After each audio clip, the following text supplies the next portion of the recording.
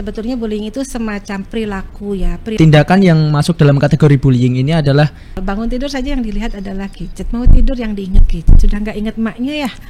Ya, memungkinkan dia untuk melakukan pembulian dan terpengaruh lagi oleh gadget-gadget dan sosial media yang sekarang hampir setiap hari, bahkan bukan hampir, setiap hari kita mainkan, setiap hari saat kita pegang ya.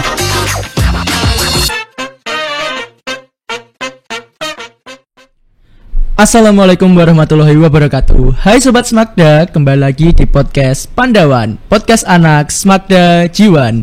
Di episode OSIS, obrolan seru inspirasi siswa. Nah, di episode OSIS kali ini kita akan membahas dengan tema implementasi kegiatan anti-bullying di SMK. Nah, sebelum kita lanjut pembahasan lebih lanjut, kita perkenalkan dulu bintang tamu kita, yaitu Ibu Neneng Sri Sulastri SPD MSI selaku konselor SMK Negeri 1 Bendo Kabupaten Magetan. Selamat siang Ibu. Selamat siang Mas Rizky. Assalamualaikum warahmatullahi wabarakatuh. Waalaikumsalam warahmatullahi wabarakatuh. Apa kabar Ibu Neneng?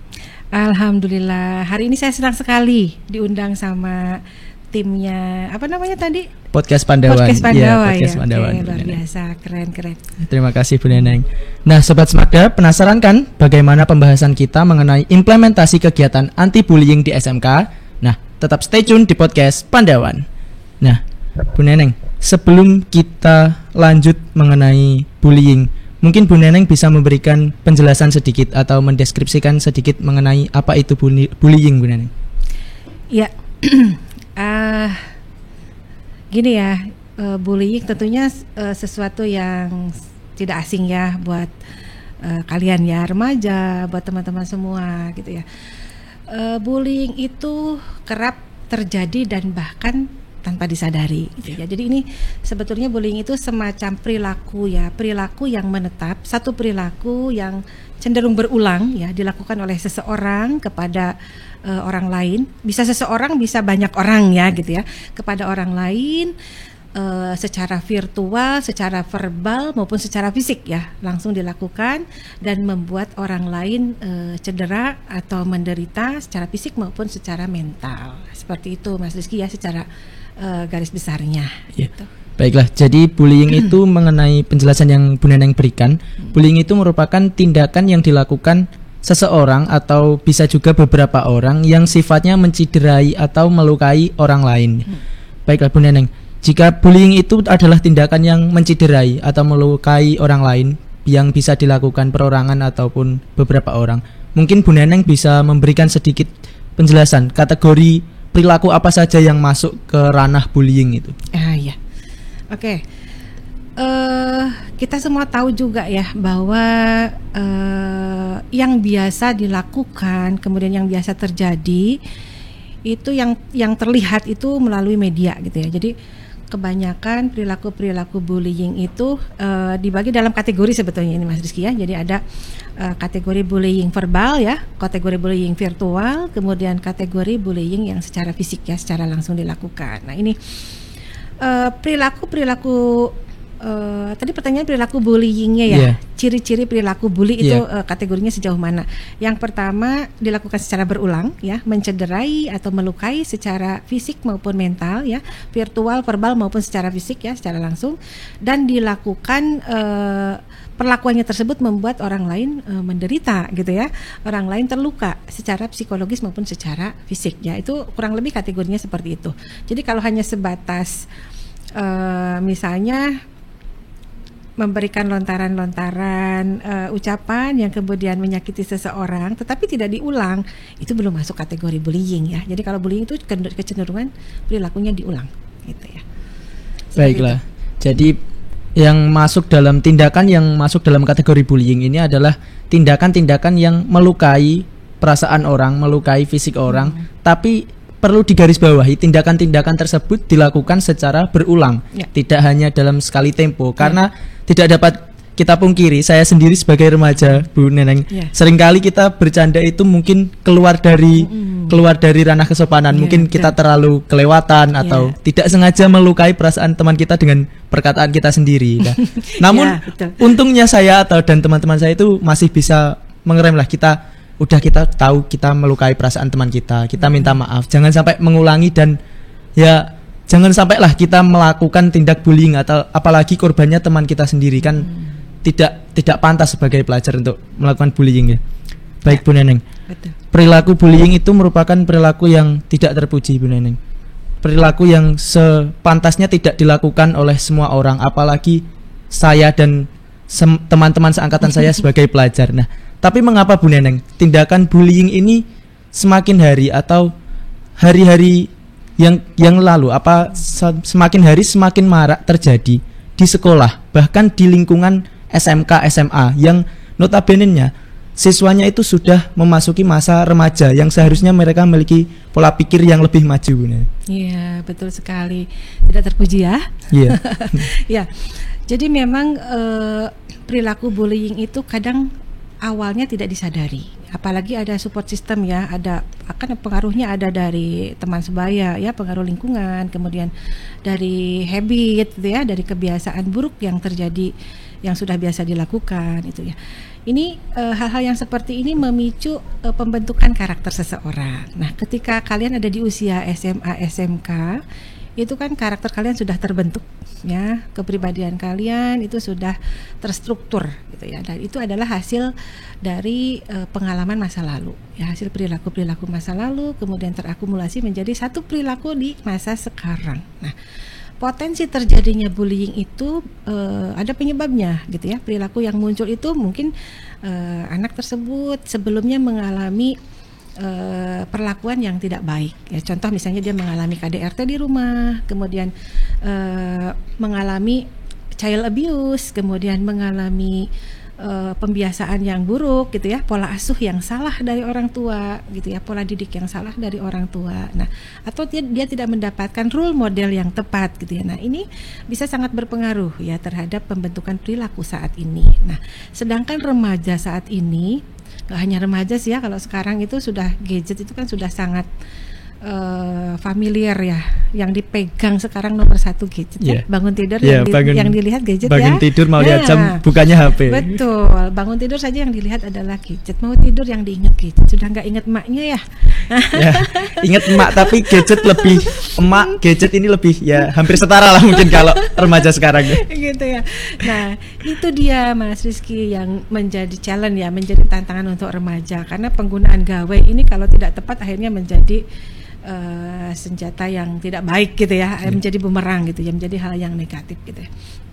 Nah, dari pengaruh gawe ini juga sangat potensial ya untuk para remaja melakukan bullying itu ya, praktek-praktek bully gitu. Jadi satu ya pembentukan karakter itu ya yang sudah terbentuk dari masa sebelumnya. Yang kedua pemicunya adalah sosial ya, pengaruh-pengaruh sosial, bisa salah satunya dari gadget, dari teman pergaulan dan sebagainya. Yang ketiga tidak ada support system yang kondusif gitu ya, artinya peristiwa bullying terjadi itu kan pasti ada di satu tempat, ada di satu lokasi, ada satu kejadian ya. Nah, itu kontrol sosial yang harusnya ada di situ. Misalnya kalau di sekolah kan ada bapak ibu guru ya yang mengajar di kelas misalnya gitu ya. Kenapa bisa terjadi bullying di kelas pada saat jam pelajaran gitu? Kemana gurunya yang mengajar? Misalnya seperti itu. Misal ya, ini misal. Nah, ini membuka peluang untuk terjadi perilaku-perilaku yang bullying. Tidak hanya bullying saja, mungkin perilaku lainnya gitu ya, perilaku mengganggu dan seterusnya gitu ya. Nah, ini yang harus diwaspadai bersama. Jadi tidak hanya masalah pemicu, tetapi juga harus ada kendali gitu ya, ada kontrol, ada pengkondisian dan seterusnya. Jadi perilaku-perilaku yang muncul itu kan karena ada kesempatan nih gitu ya. Sama seperti orang mau maling kan, lihat kesempatannya nih, ada kesempatan nggak untuk maling gitu kan, pasti lihat-lihat sekitar gitu kan. Nah, kurang lebih seperti itu Mas Desi. Jadi alangkah lebih baiknya kalau remaja ini jangan mudah terbawa emosi. Biasanya kalau remaja kan kecenderungan begitu ya, kecenderungan out of control gitu ya, di luar kendali karena emosinya memang masih tantrum ya, bukan tantrum, maksudnya masih labil, betul. Jadi masa storm and drang gitu, masa topan dan badai gitu ya, masa transition ini mudah sekali untuk beralih perhatian, beralih fokus gitu ya, beralih tujuan dan seterusnya. Sangat mudah dipengaruhi intinya gitu ya. Nah, ini yang barangkali menjadi PR nih para remaja gitu, harus menguatkan diri ketika menyikapi perubahan-perubahan yang terjadi ketika ada stimulus ya, ketika ada trigger yang memicu, ayo deh kita membuli, ayo deh kita melakukan ini itu yang kira-kira mungkin tidak bermanfaat, ini bisa difilter lebih baik lagi gitu ya. Jadi gitu maraknya pembulian yang terjadi di lingkungan sekolah ini di latar belakangi dengan banyaknya faktor ya, mungkin faktor dari masa lalu dia yang mendapat lingkungan yang kurang baik, betul, mendapat pembimbingan yang kurang tepat, dan betul, ditambah lagi lingkungan sosial dia yang memungkinkan dia untuk melakukan pembulian dan terpengaruh lagi oleh gadget-gadget dan sosial media yang sekarang hampir setiap hari, bahkan bukan hampir, setiap hari kita mainkan, setiap hari saat kita pegang ya. Baiklah, ya. Bu Neneng, Okay. kalau pembulian ini terjadi ibaratnya ada kesempatan dan ada faktor-faktor yang melatar belakanginya. Nah, betul. Bu Neneng, kadang kita selaku teman atau selaku ya orang yang mengenal, mungkin di sekitar kita ini sering terjadi atau kadang terjadi pembulian, namun kita tidak sadar. Nah, adakah Bu Neneng indikator-indikator untuk kita bisa melihat atau kita bisa menyadari bahwa orang itu sedang terkena bully, orang itu sedang menjadi korban bully? Adakah indikator yang membedakan gitu? Nah, pertanyaan bagus nih. Gini Mas Rizky, ya keren pertanyaannya. Jadi memang ini yang harus mulai diwaspadai gitu ya. Ketika kalian sadar lingkungan gitu ya, itu akan sangat membantu teman-teman kalian gitu ya. Ketika ada yang terbuli tapi tidak disadari gitu ya. Memang banyak, belum lagi kalau teman-teman itu nggak berani speak up gitu ya. Nah ini tanda-tandanya biasanya dia ada pola perilaku yang berubah. Biasanya periang misalnya gitu ya, dia tiba-tiba jadi pendiam. Kemudian menarik diri dari lingkungan ya. Kemudian ada kecenderungan ada pola-pola perilaku ataupun kebiasaan yang berubah, seperti dia misalnya menjadi tidak pola makannya berubah gitu ya. Kemudian respon terhadap teman-temannya berubah, mulai sering tidak masuk, mulai merasa tidak nyaman di kelas gitu ya. Bahkan ada yang ekstrim, kadang dia merasa mual berada di kelas itu ya, mual sampai mual gitu ya, sering minta ke kamar mandi karena merasakan mual berada di kerumunan gitu ya, ada di ruangan kelas dengan orang banyak gitu ya. Kemudian itu yang terlihat ya, yang terlihat. Nah ini masalahnya banyak yang tidak terlihatnya Mas Rizky ya. Yang tidak terlihatnya itu bisa dilihat dari, mungkin ini orang tua mungkin ya yang lebih tepat ya. Kalau teman-teman di sekolah paling hanya sebatas itu ya, melihat itu, kemudian pertemanannya gitu ya. Ini kalau orang tua bisa lebih aware sebetulnya. Jadi lihat apakah ada barang-barangnya yang mulai aneh gitu ya, mulai berubah letaknya, atau mungkin ada barang-barang baru yang tidak dikenal. Kemudian ada handphonenya diperiksa secara berkala gitu ya, karena kadang-kadang handphone itu akan menjadi wakil kita. Riwayat browsing ya, itu akan menjadi lacak balak gitu ya, akan menjadi lacak balak. Itu kalau biasanya Bapak Ibu guru itu melakukan trackingnya dari situ ya, melihat dari riwayat browsingnya, apa yang dia lakukan, apa yang dia cari gitu ya. Biasanya kalau anak-anak dengan korban bullying itu dia akan mencari bagaimana rasanya menimbulkan percaya diri, dia akan browsing itu, bagaimana caranya menyikapi para bullying gitu. Nah, itu temanya kan sama gitu yang dia cari gitu ya.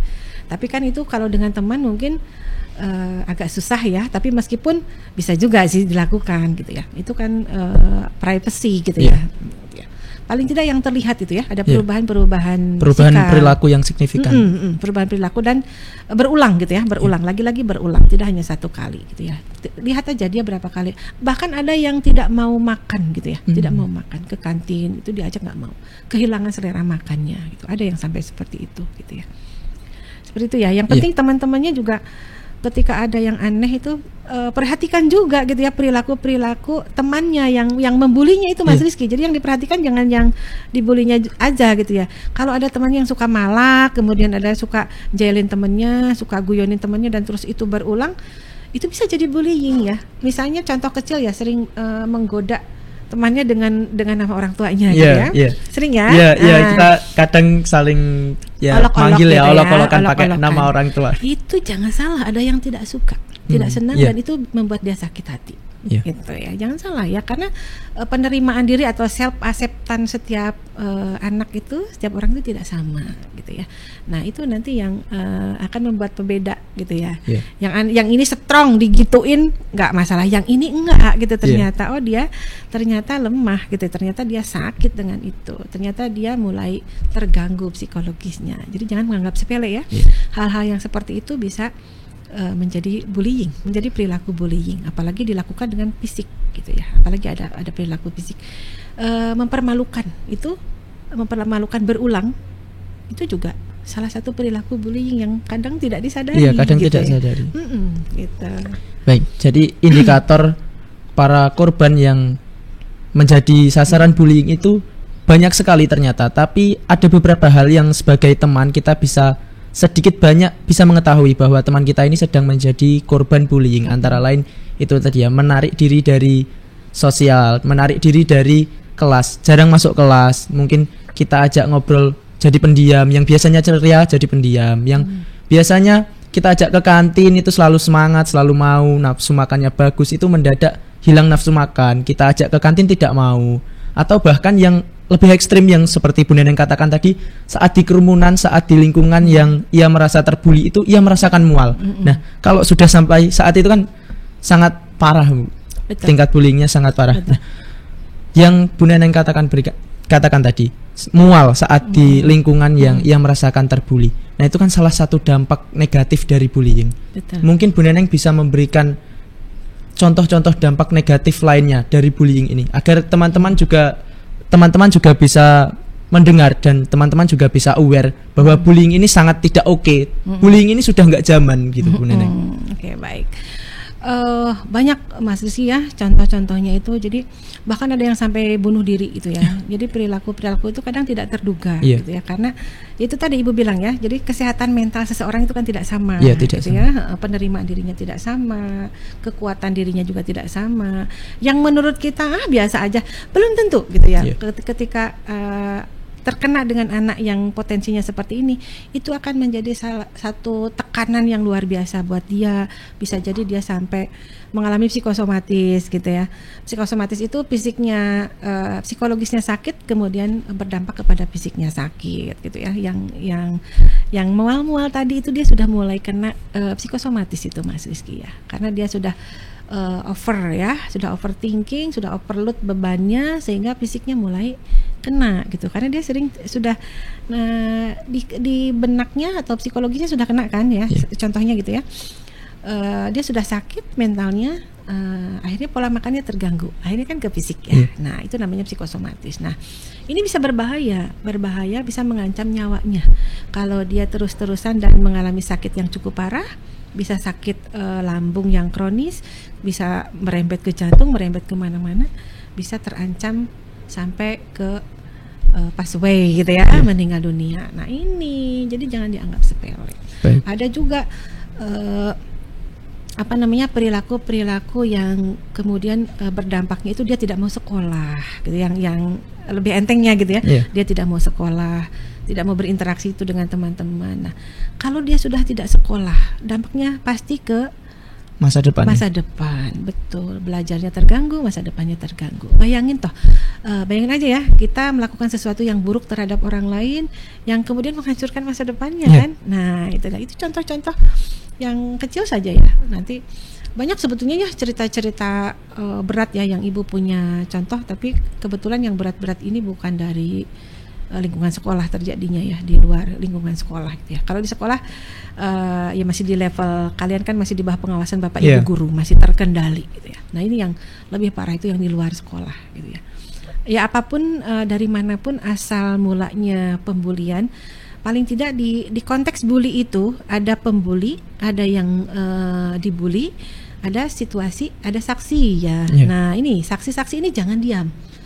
Mas Rizky pernah lihat ya di medsos ada kejadian temennya mukuli temennya pakai seragam ya kan, putri lagi kan ya, pakai seragam gitu ya. Terus di situ ada saksi, kenapa diam aja, kenapa malah sibuk membuat konten video gitu kan, kenapa tidak membantu melerai, tidak membantu yang dibully itu.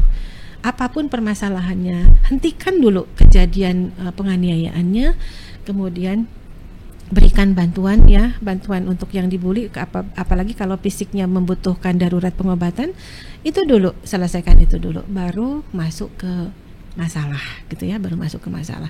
Bisa ditindaklanjuti kan itu. Kalau di lingkungan sekolah silahkan langsung dengan Bapak Ibu guru yang ada, dengan satpam dan seterusnya ya. Jangan tinggal diam ya, untuk para saksi ini terutama ya. Berani speak up, berani berbuat, jangan takut untuk melakukan hal yang benar gitu ya. Gitu. Baik. Jadi dampak negatif dari bullying ini sangat beragam teman-teman. Ada yang ringan, mungkin ya bukan ringan tapi lebih mungkin dia hanya tidak ingin berada di kerumunan, tidak ingin berjumpa dengan teman-temannya, tidak ingin sekolah. Tapi di tingkat stres yang lebih tinggi, di tingkat stres yang lebih berat, bahkan si korban ini tidak nafsu makan sehingga mempengaruhi kesehatannya dan sampai tadi naudzubillahi min dzalik, mengancam nyawanya tadi. Nah, seperti yang Bu Neneng katakan tadi, ketika ada saksi di kejadian pembulian, ketika ada orang lain yang menyaksikan tindakan pembulian, kadang mereka itu tidak mau speak up, kadang mereka itu justru berdiam diri atau bahkan hanya mengabadikan momen, Bu Neneng. Mungkin ada beberapa faktor yang melatar belakangi mereka untuk tidak berani speak up.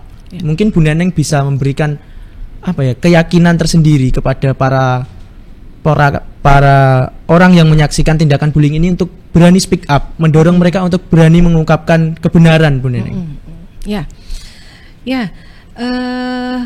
Apapun kondisinya ya, ketika kita melihat satu penganiayaan ya, ketika kita mampu untuk melerai, lakukan itu gitu loh. Jangan berpikir dua kali untuk membantu orang lain gitu ya.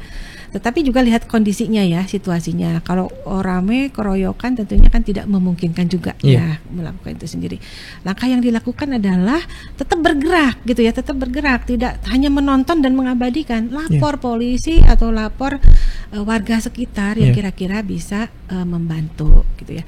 Memang kebanyakan dari para saksi ini merasa takut itu, tidak mau terbawa-bawa gitu ya dalam peristiwa itu, apalagi tersangkut masalah hukum. Tetapi jangan khawatir, para penegak hukum juga sudah sangat tahu ya, sangat tahu mana yang ada di koridor hukum, mana yang tidak gitu. Jadi jangan khawatir, ketika kita beritikat baik, menemukan hal yang buruk terjadi, ada sesuatu yang salah di depan kita akan menjadi bagian yang salah kalau kita diam saja, kan begitu ya.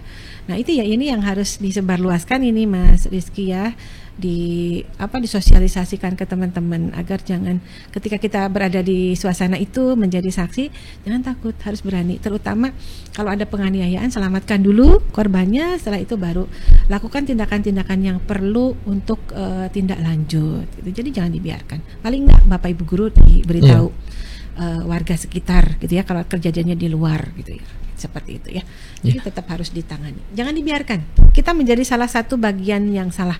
Tidak menjadi support system dong kalau begitu ya. Ayo deh para remaja, sudah saatnya ya, sekarang sudah era untuk berani untuk speak up. Baiklah. Jadi seperti yang Bu Neneng katakan tadi, berani karena benar, takut karena salah. Jadi ketika kita melihat perilaku teman kita melakukan pembulian, kita tidak boleh hanya diam. Kita sama saja dengan membenarkan perilaku pembulian. Jika kita diam, kita harus, kalau kita bisa membantu secara langsung, kita bisa melerai, kita lerai. Kalau kita tidak bisa membantu secara langsung, paling tidak kita melapor ke pihak yang berwajib, atau ke keluarga, atau ke teman-teman yang lain yang memungkinkan kita untuk membantu si korban tersebut. Jangan hanya diam, karena saat itulah mungkin orang yang menjadi korban bullying itu berharap pada kita. Mereka menaruh harapan yang besar kepada orang-orang di sekitarnya untuk membantu mereka. Karena saat orang terkena bullying, mereka sudah down, mungkin sudah down mentalnya. Sehingga mereka tidak berani untuk mengungkapkan sendiri. Sehingga kita sebagai teman, sebagai lingkungan yang melihat atau yang menyaksikan tindak bullying itu, seharusnya lah kita berani untuk speak up, untuk membantu para korban itu. Betul banget. Sedikit lagi tadi Mas Rizky ya, nyambung. Kan malah ada yang asik untuk menyuting ya. Iya, mengabadikan momen. Itu nggak punya akhlak. Benar-benar nggak punya akhlak. Kenapa? Gitu. Karena ketika dia menyebarkan konten tersebut dan dilihat oleh yang dibully, keluarganya dan seterusnya, itu akan semakin melukai Iya, hatinya. melukai hati. Dan itu akan nanti berganti menjadi cyberbullying ya. Dia akan menjadi pembuli tahap berikutnya gitu ya. Dia akan menjadi pembuli tahap berikutnya karena menyebarkan konten yang mempermalukan orang lain. Jangan salah loh, ada undang-undang ITE loh ya, gitu ya. Itu ancamannya hukuman gitu ya. Silahkan kalian belajar hukum ya, belajar melek hukum juga gitu ya, supaya berhati-hati ketika menggunakan media sosial gitu ya. Baiklah. Jadi bagi teman-teman yang sedang menyaksikan atau saat kejadian bullying itu teman-teman ada di sekitar, janganlah mengabaikan momen, karena video yang kalian ambil, video yang kalian rekam itu bisa menjadi hal yang menyakitkan hati bagi keluarga si korban atau untuk si korban tersendiri. Ya. Baiklah. Note ya, kecuali video itu untuk bukti. Iya. Ya, kalau untuk bukti di pengadilan itu sangat membantu. Ya, itu. Jadi bijak-bijaklah menggunakan smartphone kalian, teman-teman. Bijak-bijaklah dalam bersosial media intinya. Baik Bu Neneng, dari dampak yang begitu hebat, dari dampak yang begitu negatif yang dirasakan para korban, kalau sudah terlanjur menjadi korban, sudah terlanjur mengalami tindak pembulian yang sangat parah, adakah langkah-langkah untuk pendampingan para korban ini supaya korban ini tidak depresi, tidak depresi berkelanjutan, Bu Neneng? Ya, kalau sudah ada di titik itu, mau tidak mau memang langkah berikutnya adalah membantu untuk recovery ya, untuk pemulihannya. Pemulihannya juga tidak mudah, Mas Rizky, apalagi kalau mereka sudah mengalami trauma secara psikologis ya. Jadi butuh support system yang luar biasa ya, terutama dari orang tua ya. Peran dari orang tua membesarkan hatinya, kemudian memberikan dukungan-dukungan lain, seperti misalnya memberikan peluang untuk mengembangkan dirinya agar aktivitasnya tersalurkan gitu ya, sehingga tidak overthinking ya, tidak mengalami overthinking. Jadi jangan dibiarkan dia dalam posisi sendiri merenung, kemudian mengingat kembali masa lalunya. Itu kalau seoptimal mungkin itu dihindarkan, sehingga berikan banyak aktivitas yang bermanfaat, berikan support system. Kalau perlu dibawa ke psikolog atau ahli lain yang terkait, silahkan dilakukan itu ya, karena peristiwa yang ekstrim, menyakitkan dan menyenangkan itu akan masuk long memory. Nah, ketika peristiwa ini sudah masuk long memory, itu sampai kapanpun akan ada di situ gitu ya. Jadi ini sangat perlu penanganan yang signifikan dan simultan gitu ya, berkelanjutan gitu ya. Tidak bisa dalam satu konseling selesai gitu, tidak bisa konseling juga, kadang lebih dari konseling gitu, harus ada treatment tertentu ya, termasuk pengobatan secara medis gitu ya. Jadi pengobatannya secara mental maupun secara medis, jika perlu itu dilakukan, silahkan dilakukan gitu ya. Luar biasa lah ya, dampaknya kan. Dampaknya sangat besar. Jadi seperti itu. Walaupun pendampingan, walaupun pengobatan itu memungkinkan untuk dilakukan teman-teman, tapi alangkah baiknya sebagai generasi yang akan meneruskan bangsa ini di masa depan, alangkah baiknya kita untuk mencegah daripada mengobati. Tidak hanya sakit, tapi tindakan bullying ini lebih baik kita cegah dan lebih baik kita hindari daripada harus mengobati para korban bullying yang belum tentu dengan segala upaya kita dalam bentuk pengobatan medis, dalam bentuk pendampingan psikologis, belum tentu itu akan menumbuhkan rasa percaya dirinya seperti semula sebelum saat dia menjadi korban bullying. Betul. Nah, bagi Bu Neneng, bullying ini kan ibaratnya mata rantai yang sulit terputus, Bu Neneng. Mungkin ibaratkan saya terkena bully. Mungkin di dalam hati saya itu terlintas rasa dendam. Dendam, dan saya tidak mungkin dong balas dendam kepada si pembuli karena saya sudah takut sama si pembuli itu. Nah, otomatis saya akan mencari sasaran yang lebih lemah dari saya. Nah, sasaran saya itu akan menjadi korban bullying dan akan menimbulkan rasa dendam. Nah, itu kan akan terus berkelanjutan, Bu Neneng. Akan menjadi suatu mata rantai yang ibaratnya lingkaran setan lah. Adakah upaya yang dapat dilakukan untuk memutus mata rantai itu, Bu Neneng? Ya, setuju. Ya, betul sekali, Mas Rizky. Jadi sebaiknya kita concern di pencegahan daripada kita concern di recovery. Karena kalau pengobatan dan sudah terjadi itu, ya itu ternyata ya kita merusak masa depan orang gitu ya. Kita merusak kehidupan seseorang gitu ya, masa depan, kemudian hal besar lain yang akhirnya terlewatkan karena terkena masalah itu ya. Kan bersalah banget gitu ya, kita sudah melukai seseorang. Nah, Saya setuju dengan yang disampaikan Mas Rizky tadi. Jadi memang lebih baik kita mencegah. Gitu. Salah satunya pertama teman-teman harus dipahamkan nih, ya harus diberikan sosialisasi yang gencar ya terkait pemahaman bullying. Gitu. Jangan sampai mereka menyepelekan hal-hal yang kecil tadi yang ternyata berpotensi bullying bagi seseorang gitu ya, karena tidak tahu ya, tidak mengerti gitu ya. Maka silahkan sosialisasikan tentang informasi ini. Nah, kemudian itu untuk kalian ya, untuk teman-teman. Yang paling penting lagi adalah para orang tua ya. Para orang tua harus memberikan basic education yang benar terhadap anak-anaknya agar dia memiliki kepribadian yang kuat ya. Karena kecenderungan yang menjadi korban bullying itu adalah anak-anak yang lemah gitu ya, anak-anak yang kurang berani gitulah. Ya mungkin karena di rumah belum mendapatkan istilahnya role gitu ya, role model ataupun habit-habit yang positif gitu ya. Bolehlah para orang tua memberikan kesempatan gitu anak-anaknya, misalnya belajar bela diri gitu ya, mengikuti kegiatan-kegiatan lain yang membuat percaya dirinya tinggi gitu. Karena pembuli itu juga mengincarnya kan yang terlihat rawan, lebih lemah daripada dia. Betul, yang terlihat lebih lemah, yang terlihat gampang sekali ditaklukkan gitu lah, yang gitu-gitulah gitu ya. Nah, ini yang harus diberikan edukasi gitu ya. Jadi satu tadi ya teman-teman diedukasi, kemudian yang kedua orang tua sebagai basic education. Ini paling penting karena karakter yang terbentuk sekarang, perilaku yang terbentuk sekarang kan hasil bentukan dari masa lalu, masa sebelumnya gitu lah. Nah, ini kalau dari kecil para orang tua sudah mendidik anak-anaknya untuk strong gitu ya, untuk kuat, kemudian untuk berani menghadapi segala hal gitu ya, bertindak sportif ya, karena kan tidak selalu benar, tidak selalu salah juga, harus sportif gitu ya. Nah, anak dengan kebiasaan-kebiasaan seperti ini susah untuk dibully gitu ya, karena dia sudah strong gitu ya, sudah tahu, sudah survival gitu lah. Gue pernah salah, gue pernah benar, ya gue tahu cara bersikap gitu kan gitu. Berani mengambil sikap, berani mengambil keputusan. Nah, ini harus dilatih nih. Nah, perilaku-perilaku begini itu dari kecil dibiasakan gitu ya. Kemudian di lingkungan sekolah juga Ibu bilang tadi kan selalu bilang support system. Support system ini sangat penting ya. Karena jangan sampai pemahaman Bapak Ibu guru yang ada di sekolah juga sama, menyepelekan gitu ya, menyepelekan. Biasa cuma gelutan aja. Kenapa harus dipersoalkan? Jangan bilang biasa gitu. Kalau ini berulang kemudian menjadi besar, bisa jadi tawuran loh gitu kan gitu ya, bisa menjadi konflik antar geng loh gitu kan.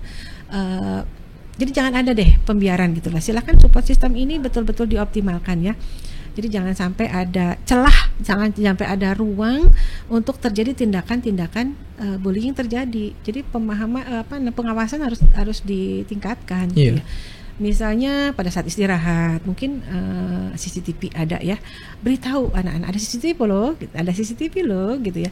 Jadi yang mengawasi juga banyak. Belum lagi kalian ya teman-teman yang sekitar, waspada gitu ya. Ada yang suka mukul-mukul nih, ada yang suka malak-malak nih, jangan dibiarkan, langsung diberikan tindakan. Jangan takut untuk bertindak gitu ya. Misalnya nanti takut ya, nanti pulang sekolah dicegat gitu, nggak perlu takut, kan bisa ada tindakan berikutnya gitu ya. Bisa ada tindakan berikutnya. Kalian kan hidup di negara hukum, tidak perlu merasa khawatir gitu ya.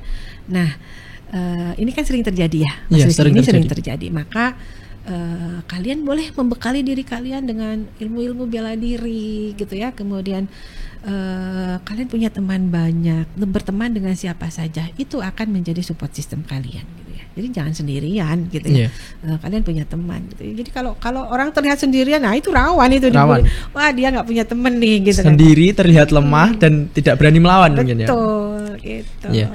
Jadi untuk memutus mata rantai bullying ini yang sudah lama terjalin ya, kita harus memiliki mungkin pendidikan karakter yang sedari kecil yang orang tua tanamkan kepada kita, menumbuhkan rasa percaya diri dan bersosialisasi dengan orang banyak, berkawan dengan siapa saja dalam konteks hal yang positif tentunya. Dan jika perlu kita sebagai remaja, ini kan juga hal positif, belajar bela diri itu kan hal positif. Selagi kita bisa menggunakan skill bela diri kita ini dengan benar dan tidak untuk hal-hal yang negatif tentunya. Karena banyak mungkin yang justru belajar bela diri, justru malah mereka menggunakannya untuk membuli. Lah ini hal-hal yang tidak boleh, hal-hal yang salah, jangan dilakukan teman-teman ya. Baik, Bu Neneng, mungkin dari semua itu tadi dari semua pembimbingan, dari semua pendampingan yang dilakukan kepada korban, dari semua upaya yang dilakukan untuk memutus mata rantai kegiatan bullying ini atau perilaku bullying ini. Nah, ada tidak cara-cara atau metode-metode atau upaya yang dilakukan Bu Neneng selaku konselor atau orang-orang di sekitar lah untuk merubah pola pikir korban bullying yang tadinya setelah dibully mereka merasa down, mereka merasa rendah hati, untuk kembali bangkit dan kembali berprestasi lah. Ya, ada beberapa sih ya, ada beberapa contoh. Ibu ambil yang ekstrim saja ya. Ada satu anak yang kemudian karena energinya lumayan ya, ibu arahkan untuk mengikuti kegiatan yang menyedot energi gitu ya. Dia ikut futsal waktu itu ya, ekstranya futsal, kemudian pokoknya aktivitas yang menyedot energinya. Kemudian supaya tidak punya waktu untuk overthinking gitu ya, tidak waktu merenungi diri, meratapi diri gitu ya, supaya tidak punya waktu itu. Tapi yang agak sulit waktu itu ibu tidak bisa komunikasi dengan orang tuanya karena orang tuanya sudah, ya bapaknya sudah meninggal, kemudian ibunya ada di luar negeri gitu ya. Akhirnya ibu sendiri gitu ya, bisanya melakukan kontrolnya melalui handphone gitu ya, jarak jauh, ibu WA atau video call gitu.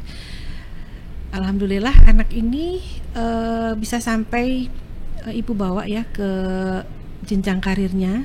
Dia memilih ikut berkarir. Ibu tawarkan, ibu tanya kamu mau melanjutkan sekolah atau untuk bekerja, karena kebetulan bukan dari keluarga yang mampu ya untuk melanjutkan sekolah. Dia memilih bekerja di dalam negeri atau di luar negeri kan gitu ya. Ternyata dia memilih di luar negeri. Dia berangkat ke Jepang. Sudah berada di Jepang, sudah sukses sekarang gitu ya. Tapi ya begitu, itu memang percaya dirinya harus ditumbuhkan ya. Dia itu dicari potensi dirinya yang masih bisa dia kembangkan apa gitu ya. Terus dia pandai main, dia suka alat musik ya, pandai main gitar. Waktu itu ibu sampai mencarikan ini ya, dana sirkuleran gitu ya dari teman-temannya. Kebetulan teman-temannya aware semua waktu itu, membelikan gitar ya untuk dia gitu ya. Jadi dia bisa mengisi waktunya dengan hal yang positif. Alhamdulillah. Sudah bekerja sekarang.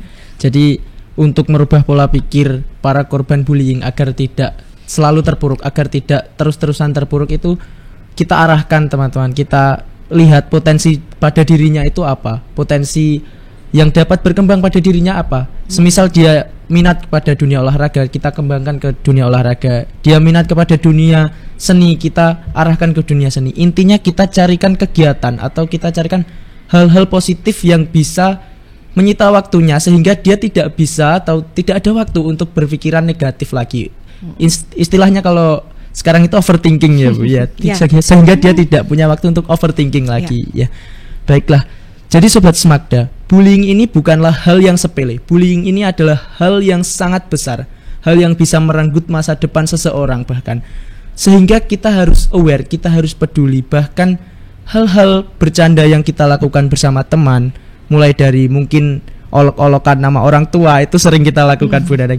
Atau bahkan cuman ya istilahnya kita bercanda lah. Mungkin untuk si A itu hal yang biasa, tapi belum tentu untuk si B itu hal yang biasa. Bisa jadi untuk si B itu hal yang menyakitkan hati dan masuk ke ranah pembulian yang kita tidak sadari. Nah, bagi Sobat Smakda, janganlah kita melakukan tindak bullying, karena tindak bullying itu udah nggak oke. Tindak bullying itu udah ketinggalan zaman. Lebih baik kita sebagai pelajar, lebih baik kita sebagai remaja, kita menyalurkan hobi kita, menyalurkan energi kita kepada hal-hal yang positif dan yang bisa untuk mengembangkan diri kita untuk meraih prestasi untuk kedepannya. Begitu Bu Neneng. Betul sekali Mas Rizky ya, manfaatkan betul ya potensi kalian dioptimalkan. Waktu tidak akan pernah kembali loh ya. Silakan manfaatkan waktu kalian sebaik mungkin, jangan sampai menyesal di kemudian hari. Apa yang bisa dilakukan silakan kalian lakukan. Harus punya keberanian ya untuk melakukan sesuatu dan harus punya tujuan yang jelas itu agar masa depan kalian juga bisa terarah gitu.